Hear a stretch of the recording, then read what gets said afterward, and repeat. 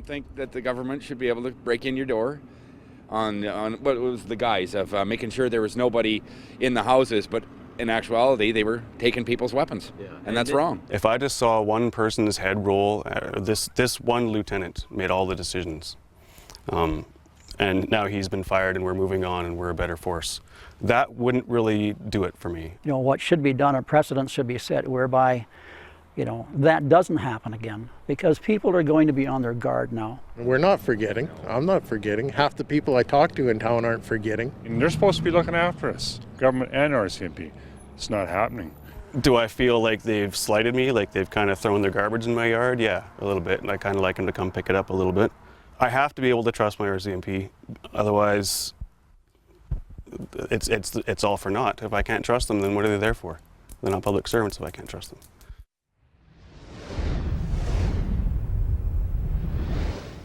Welcome back to this Sun News special, Broken Trust, The Fallout. Just a few sound bites from some of the people in High River we spoke with. You can clearly see and hear the frustration. One of the reasons why this story has been so popular with our viewers is because of where it happened. Many across the country can relate to High River and its people. And the actions of the RCMP have them wondering, could it happen to us? Ross, you watched the fallout from the High River gun grab from a distance. What, as a former sworn police officer, bothered you about the RCMP's procedures? Well, you can hear in those clips from those citizens of the community that they've lost trust.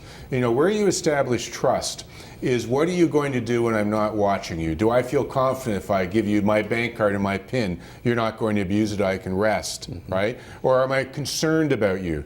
So that's part of it. The other part is, if you do something and you make a mistake, you use your judgment, but you're wrong, will you come and tell me what you did, why you did it, and why the mistake happened, and say, look, I want to change this, I want to make it right with you, so that I can get my trust back with you? Or will you not be straightforward with me and not tell me where it all went wrong? Yeah. See, one of the big things I worry about as a fallout from the gun grab in High River is that, you know, if there's going to be a flood in northern Ontario, there's going to be a hurricane that hits the coast of Nova Scotia, there's going to be an earthquake on Vancouver Island, that when the police come the next time and say, please, would you move along? We need to clear out this community for your own safety. Also, because we're going to have emergency operations in here, and it's tricky if there are a bunch of civilians around. Would you please leave? I'm worried that there are going to be not a few dozen people, as there were in High River, who wouldn't leave. There are going to be hundreds or thousands of people who won't leave, and that's going to complicate the necessary work of first responders. It will. With police, you work with the people when they work with you. There isn't generally in most communities maybe one police officer for 600 people, Lauren. And if I tell them, hey, everybody stop and go over there, if they don't trust me, they don't want to listen to me, I can't really accomplish my goal. I need them to say, okay, he's asking, come on people, let's go, there's a reason for it. He wouldn't ask otherwise. And that's the sort of trust that the police need to be able to act in emergencies when time is of the essence. Yeah. You know, and I think you raised a very good point there. One of the most troubling things for me out of High River has been the fact that on Flood Day 4, the RCMP sent away every member of the local detachment, every member who was part of the community that they were policing, and brought in a whole bunch of people from the rest of Alberta, and some of them from Saskatchewan, to do what we were told in September was called the hard choices, make the hard decisions, which meant kicking down people's doors and searching private homes. Is there a problem when the police are disconnected from the community that they're supposed to be patrolling? Yeah, there is. And there's some police officers who know a lot more and served a lot longer than I did doing things, who will tell you the first thing you do is get into your community, get to know the community, let them know you, let them know about your judgment, let them learn to trust you, let them be someone that they'll want to come to and talk to. And so that is something that you need. And police, if they have to live in that community, they will also think a little bit longer, a little bit harder about when they make their decisions to do things. You know, you can have difficulties, like you say, if you're bringing people from the outside who come in and don't really care. I'm here to do a job I've been asked to do. I don't care about you because I'm leaving after this. It's not the same level of concern you get. Yeah. I want to go over some of the numbers too. About 3,700 of the 5,000 buildings in High River, about 3,700 private homes. We now have from the RCMP through access to information requests, confirmation that they kicked in the doors of 754 of those homes. You work that out, it's not quite 21%. Almost 1 in 5 homes in that community that had the doors kicked down. And the kicker for me, if you pardon the pun, was after the emergency was over, after the floodwaters had started to recede, they kicked in twice as many doors as before. That's got to be odd in the annals of police history in Canada. I mean, I can't think of another situation like that.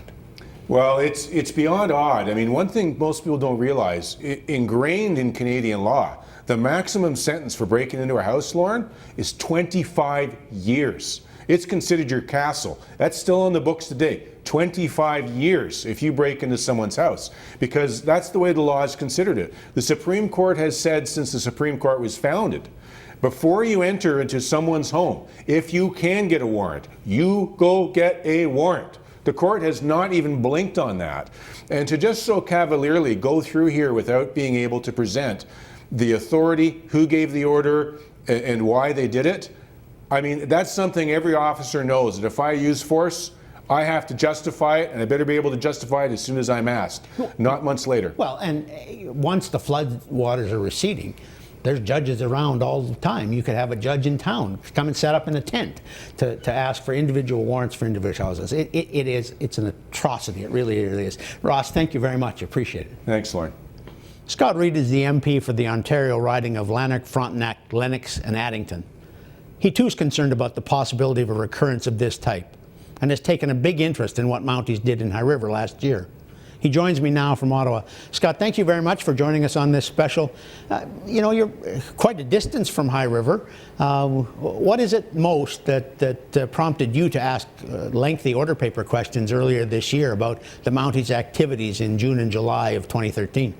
Well, initially it was just the fact that there was no incumbent MP for the riding to ask the questions. There's now an incumbent, John Barlow, and he has done some follow-up questions to the ones that I asked, seeking to find information that we felt was not provided in a sufficiently fulsome answer when I asked the questions in June. But the proximate cause was the fact that the civilian review had been delayed. I think it was a second delay at that time. There's since been a further delay. We were promised the review in October. At any rate, it seemed like a good time to ask some of the questions via the order paper process, which essentially is a kind of stepped up access to information process to get some of the answers that we thought people ought to be able to know. It was at this point, after all, a year after the events. Now, I don't want to oversimplify the very detailed and thoughtful questions that you had on the order, you put on the order paper, but a couple of things that stand out to me. You asked it in a number of ways whether or not there weren't less intrusive ways, such as heat imaging cameras on helicopters, that the RCMP might have used to determine whether or not there were survivors in homes. And another thing that you come back to again and again in your questions was, who gave the authority to do this? Were you satisfied with the responses that you got to either of those general themes of questions?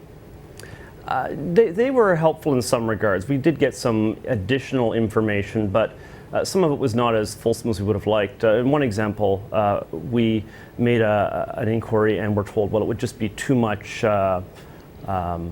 work to provide you with that information, which may actually be a legitimate answer, but I would have liked to have heard it would take us X amount of work to dig up the detailed house-by-house information you're asking for. Are you worried too, or was part of your interest out of the fact that an awful lot of the communities in your riding are similar to High River, 13,000 people, near a big city, but still a nice rural feel to them, and were you worried that if there's a flood or some other kind of natural disaster that happens in your area, that people won't obey a mandatory evacuation order that comes from the police because of what happened in High River? Well, I mean, there's some obvious differences. I'm in Ontario, so we have the Ontario Provincial Police rather than the RCMP. No, I think the main worry I have here is this. This is a civil liberties issue. The police may in fact, I would say it's almost certain that to some degree the police did overstep their legal authority. There was a great deal of unnecessary intrusiveness. Civil liberties were not respected, and normally this would attract a great deal of attention. But because it's an issue that involves firearms, although firearms is not all we're talking about here, but because it involves firearms, it didn't attract many of the usual people who are normally very concerned and legitimately concerned about civil liberties. We saw very little interest from the opposition parties, for example, in a way that I think would not have occurred had it been something that did not involve firearms. And so it seemed reasonable to try and get some more information out via the order paper question process. Scott, thank you very much. I appreciate that, and I'm glad you're able to join us tonight on our special. Glad to be here. As you can see, there's still lots of questions surrounding this case. Still ahead, we'll show you the one thing that is sure to get answers from the RCMP. This is Broken Trust, The Fallout, on the Sun News Network. Well, you may run on.